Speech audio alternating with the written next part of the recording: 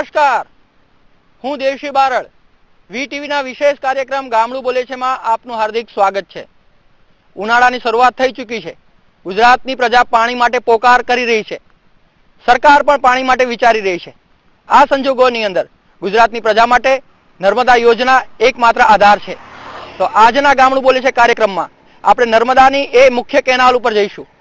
ત્યાંના કેનાલથી ખેડૂતોને શું ફાયદો થઈ રહ્યો છે, ગામની પ્રજા છે એને પાણીની સમસ્યા કેટલી ગંભીર બની રહી છે અને ત્યાંના ગામ લોકોની હાલત શું છે એ અમે તમારી સામે જણાવીશું.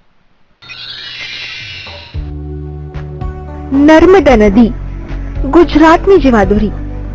નર્મદાનું નામ આવે એટલે ગુજરાતી પ્રજાના કાન સરવા થઈ જાય છે. નર્મદા ગુજરાતની જીગરોજાન છે. ગુજરાત વિશે બોલવાનું હોય અને નર્મદાનું નામ ન હોય તો ગુજરાતનો ઇતિહાસ અને વર્તમાન અધૂરો ગણાય છે. હાલ ગુજરાત પાણીની ગંભીર સમસ્યાનો સામનો કરી રહ્યું છે. વર્ષ 2000 બાદ ગુજરાત સૌથી મોટી પાણીની સમસ્યામાંથી પસાર થઈ રહ્યું છે. આ સંજોગોમાં ગુજરાતની પ્રજા અને સરકારને નર્મદા ડગલેને પગલે યાદ આવે છે. ગામડું બોલે છે કાર્યક્રમમાં આજે અમે નર્મદા નહેરના કિનારે કિનારે જવાનું નક્કી કર્યું છે. અમે ગાંધીનગરથી કડી તરફ જતી નર્મદાની મુખ્ય કેનાલનો રસ્તો પસંદ કર્યો. અમે જાણવા માંગતા હતા કે નર્મદા મુખ્ય કેનાલને કિનારે આવેલા ખેતર અને ગામની સ્થિતિ શું છે. શરૂઆત થઈ સરખેજ ગાંધીનગર હાઈવે પર આવેલા ખોડિયાર ગામ પાસેથી પસાર થતી નર્મદા કેનાલના કિનારેથી. નર્મદાની મુખ્ય નહેર 485 કિલોમીટર લાંબી છે. આ નહેર નર્મદા ખાતે આવેલા કેવડિયા કોલોનીથી રાજસ્થાનના જેસલમેરની છે. નર્મદા મુખ્ય કેનાલ 74 મીટર પહોળી અને 7.6 મીટર ઊંડી છે. આ રીતે મુખ્ય નહેર એક કૃત્રિમ નદી કહી શકાય. નર્મદા મુખ્ય નહેર ભારતની સૌથી લાંબી નહેર છે. અમે અત્યારે દંતાલી ગામને સીમાડે આવેલી નર્મદા નદીની મુખ્ય કેનાલ આગળ ઊભા છીએ. આ નર્મદા નદીની મુખ્ય કેનાલ છે એ આર્ટિફિશિયલ એક નદી હોય એટલી વિશાળ છે. તમે જોઈ શકો છો કે એક છેડોથી બીજો છેડો જે છે એ નદી જેટલી પહોળાઈ ધરાવે છે. આ જે કેનાલ છે એ નર્મદા જે ડેમ છે ત્યાં કેવડિયા કોલોનીથી નીકળી અને રાજસ્થાન સુધી પહોંચે છે. એટલે કે 550 કિલોમીટર લાંબી છે. ગુજરાતની સૌથી લાંબી અને ભારતની સૌથી લાંબી કહી શકાય એવી કેનાલ છે આ. અને આમાંથી નીકળતું જે કેનાલ નેટવર્ક છે એ 70,000 કિલોમીટર ની લંબાઈ ધરાવે છે. આમાંથી સૌરાષ્ટ્ર શાખાને નીકળે છે, કચ્છ શાખાને નીકળે છે, બીજી શાખા અને પ્રશાખાઓ નીકળે છે અને જે ખેતરમાં જાય છે જે નાની નાની નહેરો એ બી આમાંથી જ નીકળે છે. એટલે કે આખા ગુજરાતને પાણી પાડતું જે જગ્યા છે એ આ નહેર છે. આમાંથી જ સૌરાષ્ટ્ર ઉત્તર ગુજરાત પાણી પી છે અને ખેતીને માટે પણ વપરાવામાં આવે છે, ઉદ્યોગ માટે પણ વપરાવામાં આવે છે. આમ નર્મદા નદી ગુજરાતની જીવાદોરી શા માટે છે એ તમને આ જે કેનાલ જે છે એ કેનાલનું માળખું અને કેનાલની સ્થિતિ જોઈને બી ખ્યાલ આવી શકે કે નર્મદા ગુજરાત માટે કેટલી મહત્વની છે. આ નહેરમાંથી ગુજરાતના ગામે ગામ પાણી પહોંચે છે. સેંકડો ખેતર નર્મદાથી હરિયાળા છે. અનેક ફેક્ટરી આ કેનાલ ઉપર નિર્ભર છે. નર્મદા મુખ્ય કેનાલમાંથી અંદાજે 69,000 કિલોમીટરનું કેનાલ નેટવર્ક ફેલાયેલું છે. આ નર્મદાનું કેનાલ નેટવર્ક વિશ્વનું સૌથી મોટું કેનાલ નેટવર્ક છે. નર્મદા કેનાલ નેટવર્કની આટલી હકીકત જાણી અમે આગળ ચાલ્યા. બપોરનો તડકો જામ્યો હતો. આ વર્ષે વરસાદ ઓછો છે. ગુજરાતમાં પાણીની તંગી છે. પાણીની તંગીની સ્થિતિ અમને નર્મદા કેનાલના કિનારે જોવા મળી. ખેડૂતોએ ડીઝલ મશીન કેનાલના કાંઠે લગાવી દીધા છે. નર્મદા કેનાલમાંથી તેઓ પોતાના ખેતરમાં પાણી લઈ રહ્યા છે. નર્મદાનું આ પાણી ખેડૂતના ખેતરને વધારે હરિયાળું બનાવી રહ્યું છે. લીલોછમ લહેરાતો ઊભો પાક નર્મદાની દેન છે. ઉનાળાને કારણે ખેતરમાં બોરનું પાણી પૂરું થઈ ગયું છે. કેટલાક ખેડૂતો કેનાલમાંથી પાણી લઈ રહ્યા છે. અમે તેને મળવા પહોંચી ગયા. પહેલા તો ખેડૂતને થોડું આશ્ચર્ય લાગ્યું, કારણ હાલમાં અધિકારીઓ ખેડૂતને પાણી ચોર કહી રહ્યા છે. પોતાની જમીન, બોર આ બધું સરકારને આપી દીધા પછી ખેડૂતને સરકાર માટે પાણી ચોર છે. આ આપણી હદ ભાગ્ય જ કહેવાય. અમે ખેડૂતો પાસે જઈને વાત માંડી. કિસેની પાઇપલાઇન નાખો આ છો? પાણીની હમ આ ખેતરમાં જુવાર વાવવાની છે હમ ઢોળ માટે, ત્યાં હમ અમે લાઈન ગાલી છીએ પાણી માટે. હમ. એટલે અત્યારે આ વર્ષે જ નાખો છો કે પછી દર વર્ષે હોય છે? શું છે આ નવું? આ વર્ષે જ નાખીએ છીએ, બરાબર છે. હા, આ મશીન આખો લેવડાવે બરાબર છે, એટલે આ વર્ષે આગું લીધું મશીન. આગું લીધું એટલે શું? કેટલું લીધું મશીન? દૂર લીધું. દૂર. નર્મદા વાળા જે છે એ ના પાડે છે એના માટે કે શું? કેના માટે આગું કેના માટે લીધું? આ નર્મદા વાળા કે આગું લીધો, સેતુ લીધો, કે અમે આ સેતુ લીધું. હા.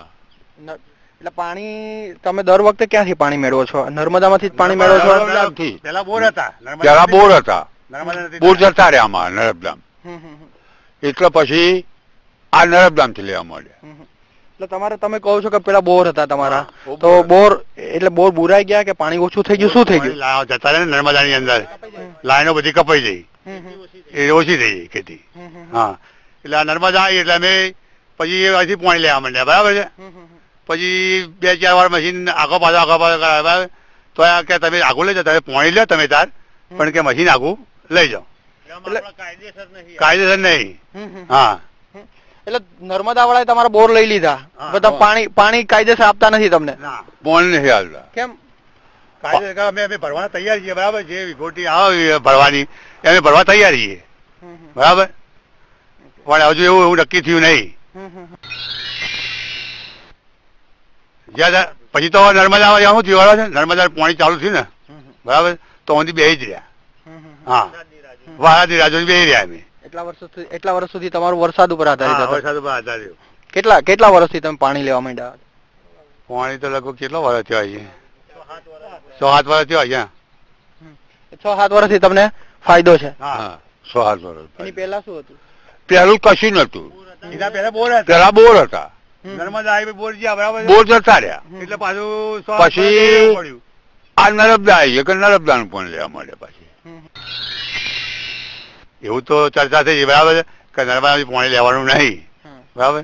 તો અમે લઈ જઈએ, બરાબર. હા, કે તમે તાર મશીન અમુક સાહેબ આવો, કારણ કે હક તમારો છે આ પાણી. હા, એટલે અમે લઈ જઈએ પાણી. ખેડૂતો કહી રહ્યા છે કે અમે ચોર નથી, અમારી જમીન ગઈ, પાણી ગયું, બદલામાં સરકારે પાણી ન આપ્યું. સમાજ માટે અમે જમીન ગુમાવી, પણ અમારું શું? રાજ્ય માટે આહુતિ આપી છે ત્યારે સરકારે અમને કેમ પાણીથી અગળા રાખ્યા? પાણી ચોર છો. હા, બધા મને જ કહે છે, બીજું કશું નહીં, કે તમે અંદરથી પાણી લેશો જ નહીં, બરાબર છે. તો અમે પાણી લઈએ છીએ ચોરીથી, બરાબર છે, અને ભેજવાનું વાવેતર કરીએ. ખેડૂતની વાત પણ વ્યાજબી છે. ગુમાવનારને વળતર જળવું જ જોઈએ. આ સરકારી નિયમ છે, પણ ખેડૂત માટે તે નથી. જ્યારે સરકારે ઝૂંટવી લીધું છે ત્યારે પ્રજાને ફાયદો થવો જોઈએ, પણ આ ખેડૂતોને નથી થઈ રહ્યો, તે પણ એક હકીકત છે. ખેડૂતોની વ્યવસ્થા વિતક સાંભળ્યા બાદ અમે કેનાલના રસ્તે આગળ વધી રહ્યા હતા. કેનાલથી ખેડૂતોના ખેતર કેવી રીતે નંદનવન બન્યા તે જોવા મળ્યું. કેટલીક જગ્યાએ ખેડૂતોએ ઘાસચારો વાવ્યો છે, ક્યાંક ઉનાળુ બાજરો છે, કોઈએ પાક લઈ લીધો છે, તો કોઈ લણણી કરી રહ્યું છે. આ બધા અનુભવ વચ્ચે અમને લીલાછમ ખેતરમાં પક્ષીનો કલરવ સાંભળવા મળ્યો. શહેરથી દૂર લાલેડાને અવાજ આહલાદક હતો. શહેરમાં આવું બધું હવે ભૂતકાળ બની ગયું છે. નર્મદા કેનાલના કિનારે જતા રસ્તામાં ગરમીમાં આંખને ટાઢક આપે તેવા સુંદર દ્રશ્યો જોવા મળ્યા. માનવી અને પશુના સંબંધો કેવા મધુર અને મજબૂત હોય તે જોવા મળ્યું. ગરમીમાં ભેંસને ઠંડક મળી રહે તે માટે આ મોટી ઉંમરના બા ભેંસ અને તેની પાડીને નવડાવી રહ્યા છે. પોતાના પૌત્રની કાળજી લઈ રહ્યા હોય તેમ પશુની કાળજી લઈ રહ્યા છે. મોટી ઉંમરના બા ગયા બાદ પાણીની પાઇપ પર અમને બીજી એક રસપ્રદ ઘટના જોવા મળી. પ્રાણી અને માણસ વચ્ચેના સંબંધોનું આ ઉત્કૃષ્ટ ઉદાહરણ છે. એક જ જગ્યાએ પશુ અને માણસને સાથે પાણી પાતા જોયા. આવા દ્રશ્યો ભાગ્યે જ જોવા મળતા હોય છે. આ દ્રશ્ય જોઈ જાણીતા લેખક ધૂમકેતુની જુમ્મા ભિસ્તી નામની જાણીતી વાર્તા યાદ આવી ગઈ. જુમ્મા ભિસ્તીમાં જુમ્મો કેવી રીતે પોતાના જીવ કરતા પણ વધારે પાડાનું ધ્યાન રાખે છે તેની વાત છે. અહીંયા પણ આ માણસ પોતાના પશુ સાથે એક સાથે પાણી પી રહ્યો છે. માનવ અને પશુ વચ્ચેના સંબંધમાં આવું દ્રશ્ય જોઈને શબ્દો ટૂંકા પડે છે.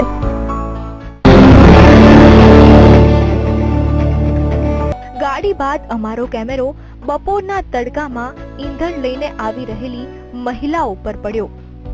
40 ડિગ્રી જેટલા તાપમાનમાં આ બહેનોને ભારે કષ્ટ વેઠીને લાકડા ઘરે લઈ જઈ રહી હતી. આ દ્રશ્યમાં એક બહેન ઈંધણના ભારાના વજનથી પોતાનું માથું દબાઈ ગયું હતું. આટલો વજન અને ગરમી છતાં આ બહેનના ચહેરા પર થાક નથી, કારણ કે તે એક માં છે, એક દીકરી છે. પુરુષોથી મહિલાઓ શા માટે ચડિયાતી છે? મહિલાઓને અનેક ઉપનામ આપવામાં આવે છે. આ ઉદાહરણ તેનું સાક્ષી છે. નર્મદા નહેરની અમારી સફરમાં પર્યાવરણ અને વાતાવરણની વાત પણ સામે આવી. કેનાલની બંને બાજુ વૃક્ષો ઊભા છે. વર્ષો જૂના આ વૃક્ષોમાં અમને ઉધઈ દેખાઈ. ઉધઈ એટલે કોઈ પણ વસ્તુના અંતની શરૂઆત. ઝાડ પર લાગેલી ઉધઈ ભવિષ્યમાં ઝાડને કોતરી ખાશે.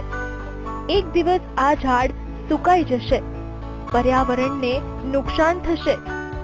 સેંકડો ટન ઓક્સિજન વાતાવરણને મળતું બંધ થઈ જશે. ઘરની દિવાલ કે ઘરમાં પડેલી કોઈ વસ્તુ ઉપર ઉધઈ લાગે ત્યારે આપણે પેસ્ટિસાઇડ વાપરનાર વ્યક્તિને બોલાવીએ છીએ અને એનું નિરાકરણ લાવીએ છીએ.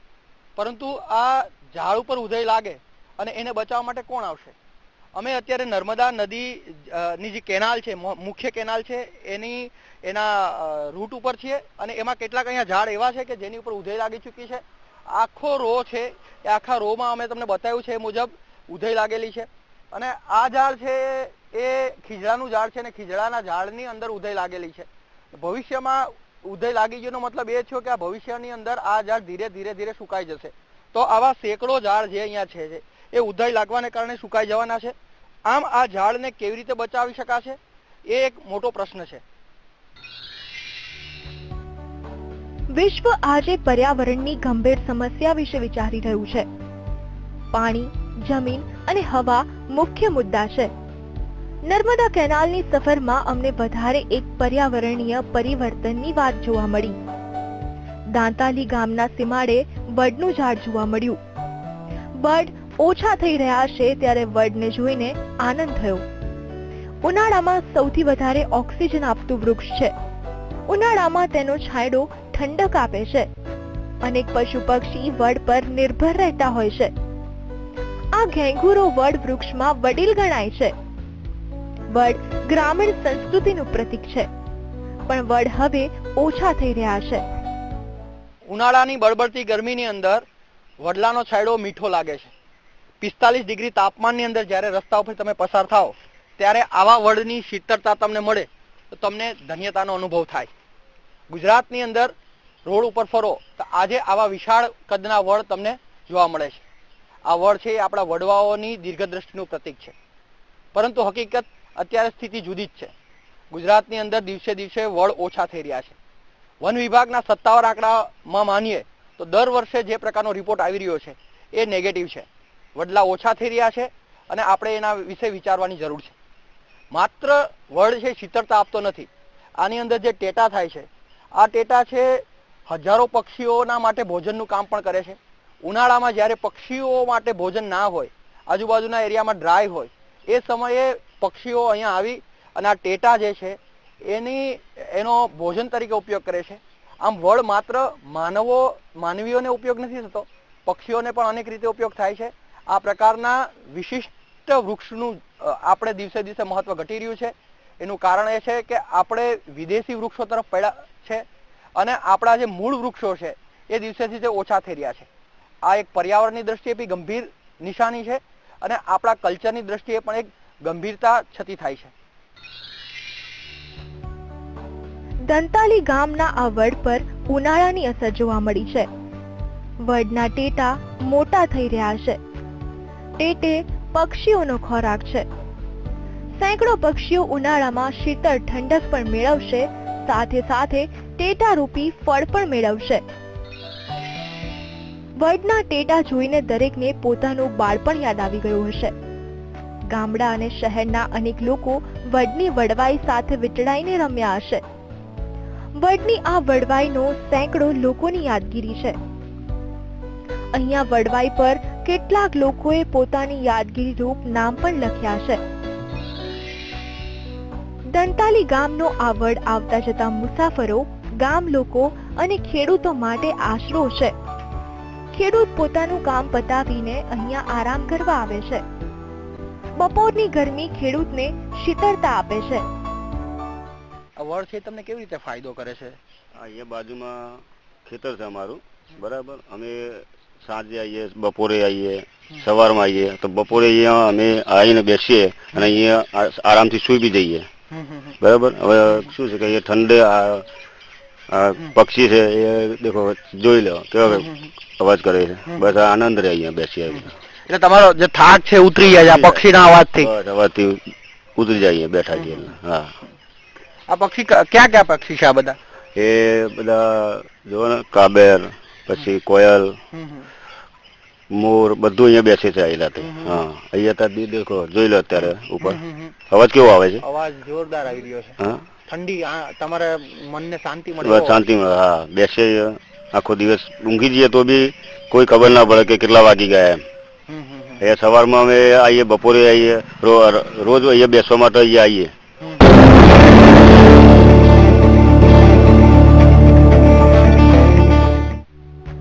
નર્મદા કેનાલને કિનારે આગળ વધતા વધતા અમે પિયજ ગામમાં પહોંચી ગયા. પિયજ ગામ કલોક તાલુકાનું ગામ છે. નર્મદા મુખ્ય કેનાલને અડીને આવેલું છે. ગામમાં જઈને જોયું તો મુખ્ય પ્રશ્ન નર્મદા કેનાલને લગતો રહ્યો.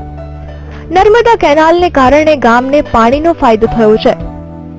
ખેતી કે પીવા માટે પાણીની કોઈ તંગી નથી, પણ ગામનું તળાવ નર્મદા નિગમે લઈ લીધું તેનું દુઃખ છે. ગામના સરપંચનું કહેવું છે કે પ્રજાના હિત માટે અમે નર્મદા નિગમને 60 એકરનું તળાવ આપી દીધું. બદલામાં અમને વાયદા આપવામાં આવ્યા, તેનું કાંઈ જ ના થયું. નર્મદા નિગમ વાળાઓએ સિંચાઈના નામ પાડી અને સંપાદન કરી લગભગ 60 થી 62 વીઘા જમીન સંપાદન કરી છે. અને મૌખિક અમારા જે તે વખતના સરપંચ હતા એને વાયદા આપ્યા હતા કે તમારા ગામમાં અમે સંપૂર્ણપણે સુવિધા કરી આપીશું, બીજું તળાવ બની આપીશું, ગટરની વ્યવસ્થા અલગ કરી આપીશું. આ તળાવમાં ગટરની પાણી નહીં આવે એના માટે મેં જાહેરમાં સિંચાઈને લખ્યું છે, નર્મદાવાળાને લખ્યું છે.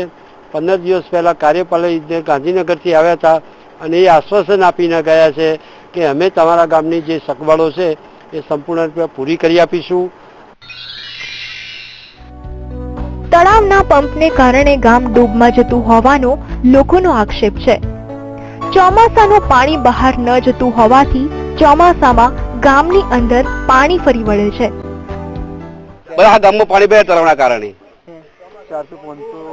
ગામ ડૂબમાં જાય છે. ગામમાં અમારા ગામમાં અનાજ લોકોના બગડે છે, ખાવાની ચીજ વસ્તુ બધી બગડે છે, તો રહેવાની લોકોને તકલીફ પડે છે દર વર્ષે. સમાધાન શું આવવું જોઈએ? સમાધાન પંપની દ્વારા પછી નિકાલ કરે પાણીનો તો થાય. પિયજ ગામ દારૂની બદીથી પીડાય છે. ગામની ઠાકોર સેના દારૂ બદીમાંથી ગામને મુક્ત કરવા માંગે છે, પણ જોઈએ એટલી સફળતા મળતી નથી. ઓબીસી આગેવાન અલ્પેશ ઠાકરે સમાજના ગામમાં જનતા રેડની શરૂઆત કરી છે. ગામના લોકોનું કહેવું છે કે જનતા રેડની શરૂઆત અમારા ગામથી થઈ શકે છે, પણ પોલીસ બુટલેગરને બચાવી રહી હોવાથી અમને સફળતા નથી મળતી. ગામડું બોલે છે આજે આપણે જોયું કે ખેડૂતોને પાણી ચોર તરીકે ખપાવવામાં આવે છે, પરંતુ સત્ય અને તથ્ય શું છે? આ ઉપરાંત ગામડાની અંદર નાની નાની સમસ્યાઓ એ અધિકારીઓ માટે અને વિભાગ માટે નાની હોય, પરંતુ ગામ લોકો માટે કેટલી ગંભીર સમસ્યા હોય છે એ આપણે જાણ્યું. વડ શા માટે નાબૂદ થઈ રહ્યા છે અને આજના સમયમાં એની જરૂરિયાત શું છે એ પણ આપણે જોયું. આજના દિવસ માટે બસ આટલું જ. આવતા એપિસોડમાં નવા ગામ લોકો સાથે, નવા વિષય સાથે મળીશું. કેમેરામેન સિદ્ધાર્થ આચાર્ય સાથે દેવશ્રી બારડ, VTV.